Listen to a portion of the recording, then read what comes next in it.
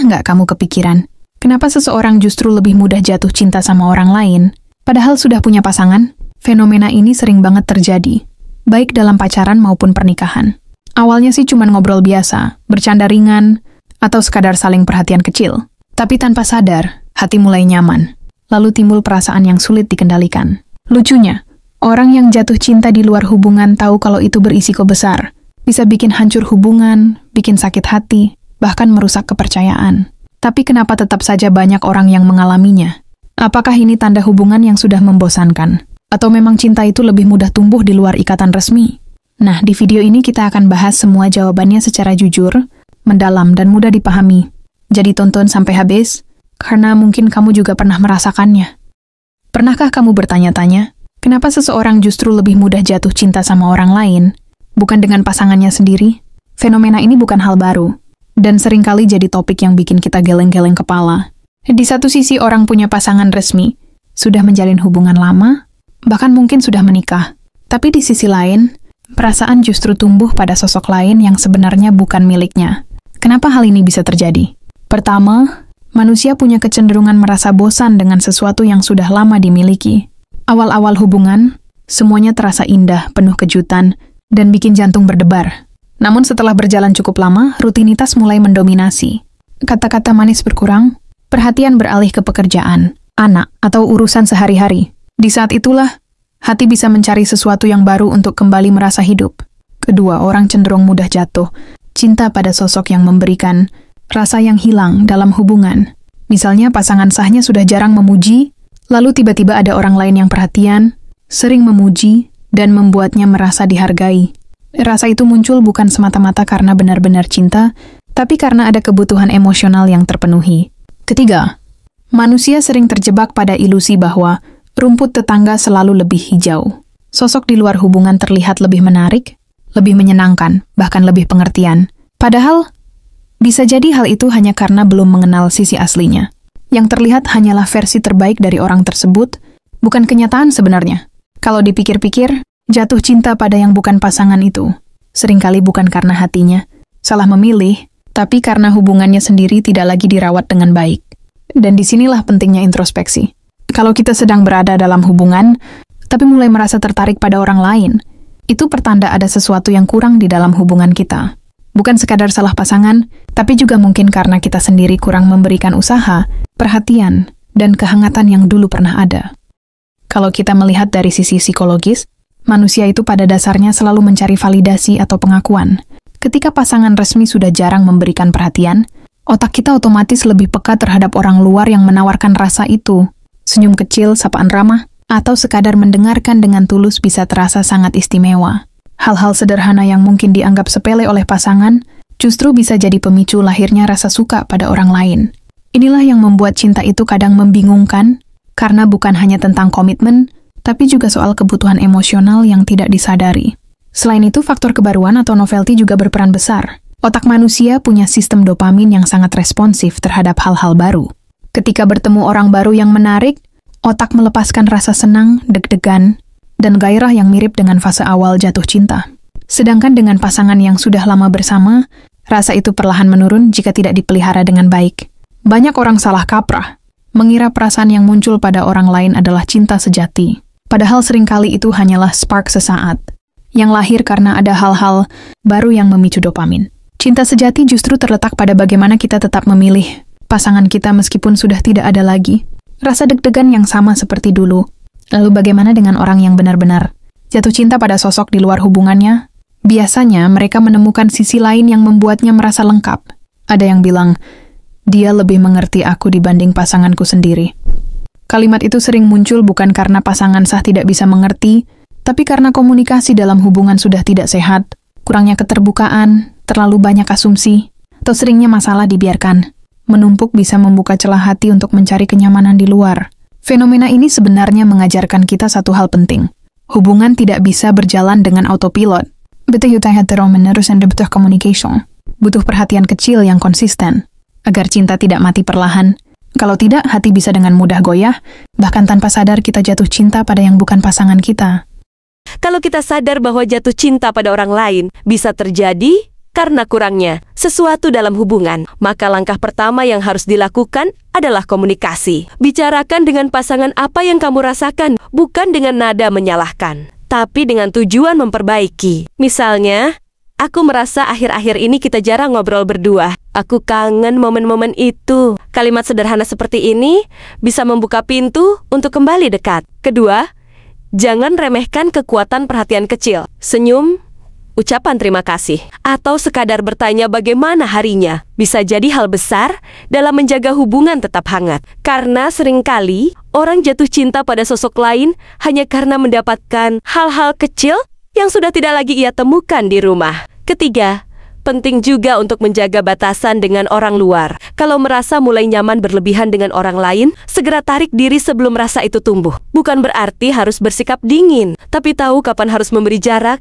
agar tidak terjebak perasaan yang salah. Keempat, jangan lupa merawat diri sendiri. Kadang, kita jatuh cinta pada orang lain karena melihat diri kita lebih dihargai saat bersama mereka. Tapi kalau kita bisa lebih percaya diri, lebih mencintai diri sendiri, maka kita tidak mudah mencari validasi dari luar. Kelima, sadari bahwa setiap hubungan butuh fase kerja keras. Awal hubungan memang penuh cinta yang menggebu, tapi fase selanjutnya lebih banyak soal bagaimana kita bertahan, mengerti, dan berkomitmen. Jangan terjebak pada ilusi bahwa cinta sejati selalu terasa indah. Cinta sejati justru nyata, karena ada usaha, ada luka, tapi juga ada pilihan untuk tetap bersama. Terakhir, ingatlah bahwa jatuh cinta pada yang bukan pasangan mungkin terasa manis di awal, tapi seringkali berakhir pahit. Rasa itu bisa menghancurkan kepercayaan, merusak keluarga, bahkan melukai banyak hati. Dan pada akhirnya, kita akan menyadari bahwa rasa yang sesaat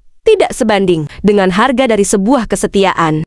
Selain faktor kebosanan dan kurangnya perhatian, ada satu hal lagi yang sering membuat orang mudah jatuh cinta pada sosok di luar hubungan. Fantasi yang tidak realistis. Manusia cenderung membayangkan bahwa orang baru lebih bisa memenuhi kebutuhan emosional atau fisik dibanding pasangan. Padahal, fantasi itu sering hanya lahir dari interaksi singkat yang belum diuji oleh waktu dan masalah nyata. Kita melihat sisi baiknya saja, tanpa tahu bagaimana dia ketika marah, kecewa, atau menghadapi tekanan hidup. Hal ini berbahaya, karena otak bisa memperkuat bayangan, indah itu sampai terasa lebih nyata, dibanding hubungan yang sudah ada. Inilah yang sering menimbulkan kalimat, aku merasa lebih cocok sama dia daripada sama pasanganku. Padahal, yang sebenarnya terjadi adalah kita membandingkan pasangan dengan ekspektasi, bukan dengan realita. Lalu ada juga faktor ego yang sering tidak disadari.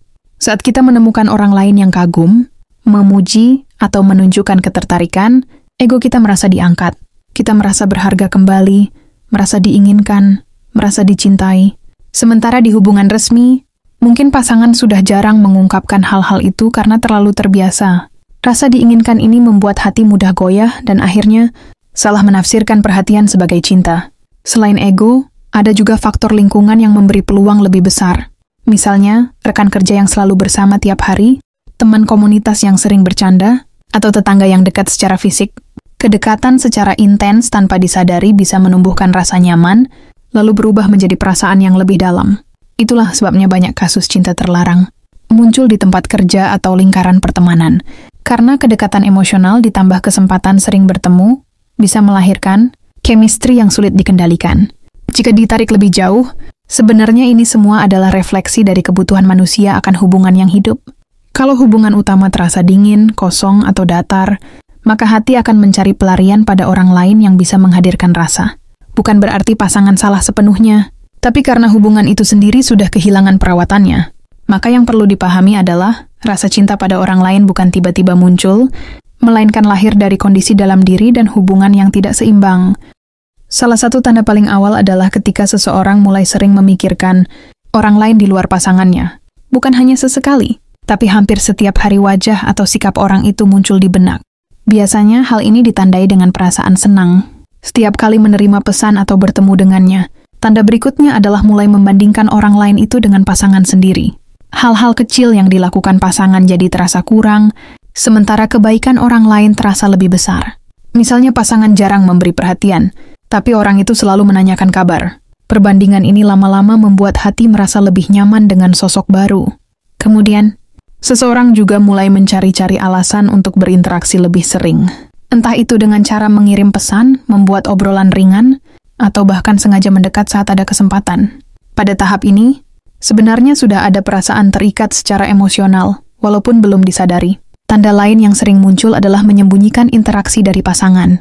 Saat mulai menghapus chat, mengunci ponsel, atau tidak jujur soal pergi dengan siapa, itu artinya ada sesuatu yang tidak sehat sedang tumbuh. Rasa bersalah mungkin muncul, tapi sering ditutupi dengan alasan bahwa kami cuma teman biasa. Padahal, hati sudah melangkah lebih jauh daripada sekadar teman. Selain itu, seseorang yang jatuh cinta pada orang lain biasanya menunjukkan perubahan suasana hati. Ia lebih bersemangat, lebih ceria, atau tiba-tiba berubah sikapnya tanpa alasan yang jelas. Kadang pasangan bingung, kenapa pasangannya jadi lebih perhatian belakangan ini, padahal ternyata sumber energinya datang dari orang lain. Yang paling berbahaya adalah ketika seseorang mulai membayangkan masa depan dengan orang lain itu. Membayangkan bagaimana rasanya bersama dia, atau merasa hidup akan lebih bahagia jika bersamanya. Tahap inilah yang sering membuat seseorang benar-benar goyah, bahkan berani mengambil keputusan besar. Padahal, perasaan itu seringkali hanya ilusi yang terbentuk, karena tidak puas dengan keadaan hubungan yang ada. Salah satu risiko terbesar adalah hilangnya kepercayaan dalam hubungan.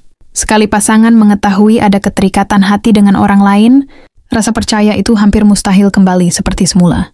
Kepercayaan adalah fondasi utama dalam cinta, dan ketika itu runtuh, hubungan bisa goyah meskipun masih ada rasa sayang. Akibat berikutnya adalah munculnya konflik yang tidak ada habisnya. Pasangan akan mulai curiga, mempertanyakan kesetiaan, bahkan bisa merasa tidak lagi dihargai. Perasaan sakit hati ini seringkali lebih menyakitkan daripada sekadar pertengkaran biasa. Selain itu, jatuh cinta pada orang lain bisa membuat seseorang kehilangan fokus dalam hidup. Pikiran jadi bercabang, hati jadi tidak tenang, dan emosi mudah naik turun. Produktivitas dalam pekerjaan menurun, konsentrasi berkurang, dan hidup terasa penuh rahasia yang melelahkan. Dalam jangka panjang, hal ini juga bisa menghancurkan keluarga. Anak-anak jika ada akan merasakan dampak emosional dari keretakan hubungan orang tuanya. Mereka bisa tumbuh dengan luka batin yang sulit sembuh, hanya karena orang tuanya tidak mampu menjaga kesetiaan. Dari sisi pribadi, rasa bersalah juga akan menjadi beban berat. Awalnya mungkin terasa manis, penuh gairah, tapi lama-lama hati akan dihantui dilema moral. Apalagi jika hubungan dengan orang lain, itu tidak pernah benar-benar jelas arahnya. Seringkali, perasaan itu berakhir dengan kekecewaan mendalam, karena orang yang dianggap lebih baik ternyata tidak seindah bayangan. Selain itu, risiko sosial juga tidak bisa diabaikan. Hubungan terlarang bisa menimbulkan gosip, merusak nama baik, bahkan membuat seseorang dijauhi oleh lingkungan. Reputasi yang sudah dibangun bertahun-tahun bisa hancur hanya karena mengikuti rasa sesaat.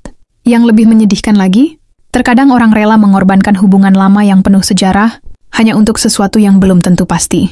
Dan ketika menyadari kesalahannya, semua sudah terlambat, karena kepercayaan yang rusak tidak bisa dipulihkan begitu saja. Inilah mengapa jatuh cinta pada orang lain selain pasangan bukanlah hal sepele. Risikonya terlalu besar, dan dampaknya bisa menghancurkan banyak hati, bukan hanya dua orang saja.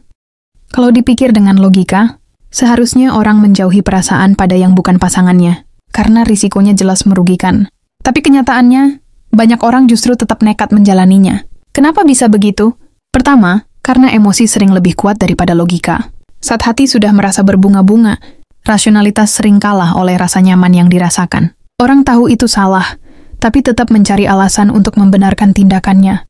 Kedua, karena rasa dilarang, justru membuat perasaan itu semakin intens. Semakin sulit didapat, semakin tinggi pula gairahnya. Fenomena ini sering disebut sebagai forbidden fruit effect, di mana sesuatu yang tidak boleh justru terasa lebih menarik. Ketiga, ada sebagian orang yang terjebak dalam kebutuhan emosional. Mereka merasa kosong dalam hubungan, sehingga meski tahu risikonya, mereka lebih memilih merasakan cinta sesaat daripada terus hidup dalam kehampaan. Sayangnya, keputusan itu sering berujung pada penyesalan, karena apa yang terlihat indah di awal, perlahan akan menunjukkan sisi pahitnya. Hubungan yang dibangun di atas pengkhianatan biasanya rapuh, penuh ketidakpercayaan, dan jarang bertahan lama. Pada akhirnya, cinta terlarang sering hanya meninggalkan luka, bukan kebahagiaan. Maka dari itu, yang terpenting bukan hanya bertanya, kenapa orang mudah jatuh cinta pada yang bukan pasangannya? Tapi juga bertanya, apa yang bisa aku lakukan agar tidak mengalami hal yang sama? Jawabannya ada pada kesadaran diri, komitmen, dan usaha untuk merawat hubungan yang kita miliki. Karena cinta sejati bukan tentang mencari yang baru setiap kali bosan, tapi bagaimana kita tetap memilih orang yang sama meski sudah lama bersama. Jika kita mampu menjaga itu, maka godaan cinta di luar sana tidak akan mudah menggoyahkan hati kita. Dan disitulah letak nilai sejati dari sebuah kesetiaan.